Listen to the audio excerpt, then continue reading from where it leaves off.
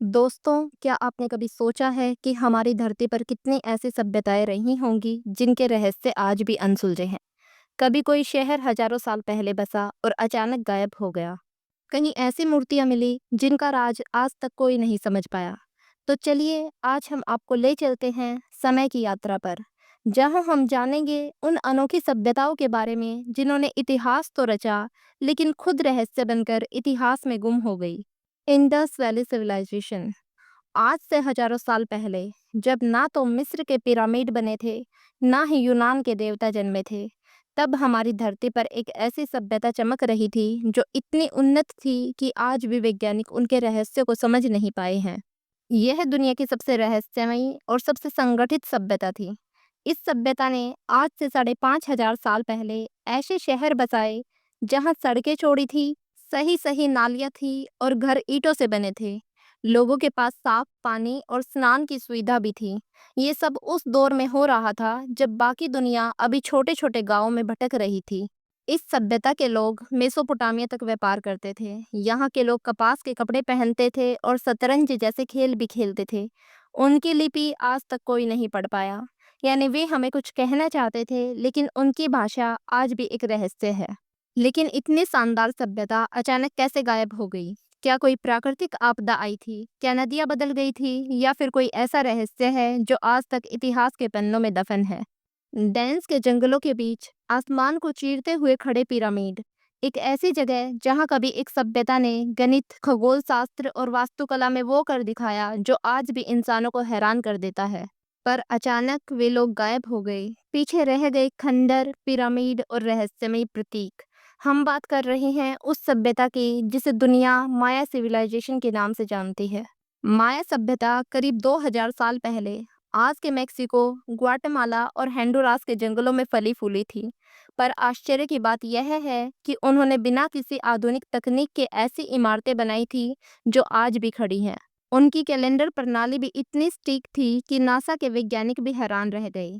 कहा जाता है कि माया सभ्यता के लोग सितारों को सिर्फ देखते नहीं थे, बल्कि उनसे भविष्यवाणी भी करते थे। और माया सभ्यता के पिरामिड सिर्फ पूजा की जगह नहीं थी, ये खगोलीय घड़ी की तरह काम करते थे। एल कैस्टिलो नाम का एक पिरामिड जब सूरज की रोशनी को छूता है तो सीढ़ियों पर चलते हुए सांप का ब्रह्म होता है। यानी 1000 साल पहले उन्होंने वो आर्किटेक्चर किया जो आज भी विज्ञान के लिए पहेली है। माया सभ्यता के लोग अपने देवताओं को खुश करने के लिए इंसानी बलि तक चढ़ा देते थे। चिचेन इट्जा का सेक्रेड सेनोट यानी पवित्र कुआं, उसमें आज भी सैकड़ों मानव अस्थियां मिली हैं। माया मानते थे कि खून ही देवताओं की भाषा है। पर सवाल ये है कि क्या ये उनका विश्वास था या फिर किसी और ताकत का डर? इतनी महान सभ्यता अचानक क्यों मिट गई? ना कोई बड़ा युद्ध हुआ, ना कोई विशाल बीमारी, बस जंगलों में छूट गए खंडर। कुछ इतिहासकार कहते हैं अत्यधिक खेती करने से धरती बंजर हो गई। कुछ कहते हैं भयंकर सूखा पड़ गया। पर एक थ्योरी ये भी है कि माया लोग कहीं और चले गए। कहाँ, इसका जवाब आज तक कोई नहीं दे पाया। आज माया सभ्यता के खंडरों में घूमते हुए लगता है जैसे हर पत्थर कुछ कहना चाहता है। उनकी हायरोग्लिफिक भाषा का पूरा राज आज भी नहीं खुल पाया है। उनका कैलेंडर, उनका खगोल विज्ञान और उनका अचानक गायब हो जाना, ये सब इंसानियत के सबसे बड़े रहस्यों में से एक है। अब हम जिस सभ्यता के बारे में बात करने जा रहे हैं, आपको सुनने में ऐसा लगेगा कि हम माया सभ्यता के बारे में बता रहे हैं। लेकिन जब आप इसे गहराई से समझेंगे तो पाएंगे कि ये सभ्यता माया सभ्यता से बिल्कुल अलग है। यह एक ऐसी सभ्यता थी जो खून से देवताओं को ताकत देती थी। एक ऐसी सभ्यता जहां लोग मानते थे कि अगर इंसान की बलि बंद कर दी तो सूरज उगना बंद कर देगा। और इस सभ्यता ने माया सभ्यता की तरह ऐसी इमारतें बनाई जिन्हें देखकर वैज्ञानिक भी हैरान है। एज़टेक सिविलाइजेशन दुनिया की सबसे रहस्यमयी और खतरनाक सभ्यताओं में से एक है। एज़टेक के लोग मूल रूप से मेक्सिको के आसपास रहते थे। 14वीं शताब्दी में उन्होंने टेनिटेटलेन नाम की शानदार राजधानी बसाई थी जो आज मेक्सिको सिटी में है।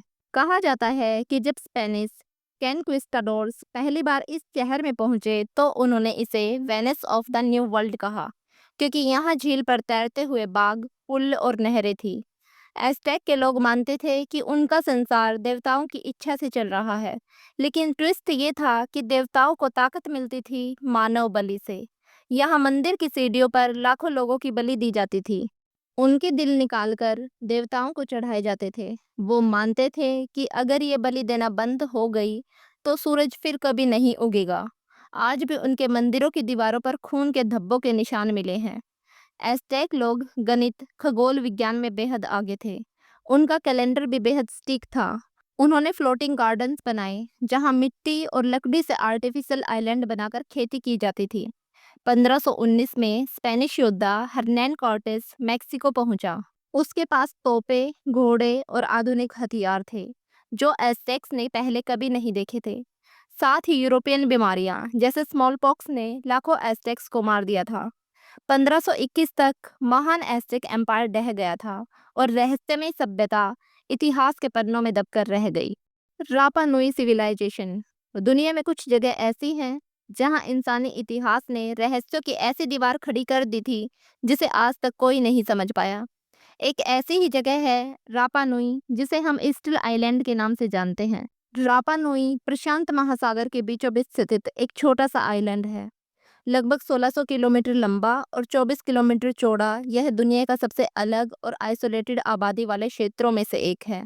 लेकिन इसे खास बनाने वाला केवल इसका आइसोलेशन नहीं, बल्कि यहाँ बने विशाल मोआई पत्थर की मूर्तियाँ हैं। यहाँ कुछ मूर्तियों की ऊंचाई 10 मीटर और वजन 75 टन से भी ज़्यादा है। लेकिन इतने विशाल पत्थर कहाँ से आए और इन्हें यहाँ कैसे रखा गया? मोआई केवल पत्थर की मूर्तियां नहीं हैं, यह इस सभ्यता की शक्ति, कला और विश्वास का प्रतीक है। इनके चेहरे अक्सर इनके पूर्वजों की तरह दिखते हैं और कहते हैं कि ये मूर्तियां गांव को देखती हैं और उसकी रक्षा करती हैं। लेकिन इन विशाल पत्थरों को उठाया और खड़ा कैसे किया गया? वैज्ञानिकों का कहना है कि रापा नुई लोग लकड़ी के रोलर और रस्सियों का इस्तेमाल करते थे, लेकिन कई लोगों का मानना है कि इसके पीछे अद्भुत तकनीक या अलौकिक शक्ति का हाथ है। कुछ शोध बताते हैं कि मूर्तियों के कुछ हिस्सों को चलाकर लाया गया था, जैसे ये जीवित हों। रापा नुई के लोग पोलिनेशियन मूल के थे और लगभग 1200 ईस्वी में यहाँ बसे थे। इन्होंने अपने जीवन के लिए जंगलों को काटा, खेती की और मोआई बनाना शुरू किया। लेकिन इस प्रक्रिया ने इन्हें धीरे धीरे परेशान कर दिया। जंगल कटते गए, प्राकृतिक संसाधन कम होते गए और समाज में संघर्ष बढ़ा। कुछ इतिहासकार इसे इकोलॉजिकल सुसाइड कहते हैं, यानी अपनी ही मूर्तियों के लिए उन्होंने अपनी ही दुनिया को तबाह कर दिया। लेकिन यह सभ्यता पूरी तरह खत्म नहीं हुई। कुछ लोगों का मानना है कि इनके वंशज अभी भी ईस्टर आइलैंड पर रहते हैं, लेकिन उनकी महानता अब खो चुकी है। धरती पर ऐसी कई सभ्यताएं आईं और चली गई, लेकिन कुछ सभ्यताएं ऐसी होती हैं जो इतिहास की किताबों में नहीं, बल्कि पहाड़ों की ऊंचाई और रहस्यों में जीती हैं। इनका सिविलाइजेशन, एक ऐसी महान सिविलाइजेशन जो हवा में नगरी बसाती थी और विज्ञान से इतनी आगे थी कि आज भी उनके कुछ रहस्य सुलझ नहीं पाए हैं। इनका लोगों ने अपने शहरों को बसाया था विश्व के सबसे खतरनाक पहाड़ों की चोटियों पर, जहां पहुंचना आम इंसान के लिए नामुमकिन था। माचू पिचू जैसी नगरी सिर्फ पत्थर और तकनीक का कमाल नहीं, बल्कि मानव और प्रकृति के मिलन का अद्भुत उदाहरण थी। उनके टेरेसेस आज भी बारिश का पानी रोकते हैं और मिट्टी के उर्वरक बनाए रखते हैं, यानी प्रकृति के नियमों का बेहतरीन इस्तेमाल। इनका लोगों के पास राइटिंग सिस्टम नहीं था, लेकिन वो लोग क्विपो सिस्टम यानी धागों और नोट से रिकॉर्डिंग और संदेश भेजते थे। सोचिए, धागों से डेटा स्टोर करना कितनी हाईटेक सोच थी। इनका सभ्यता में हर पत्थर इतनी कुशलता से कटा था कि पत्थरों के बीच कोई सीमेंट नहीं, फिर भी वो सैकड़ों साल तक स्थिर रहे।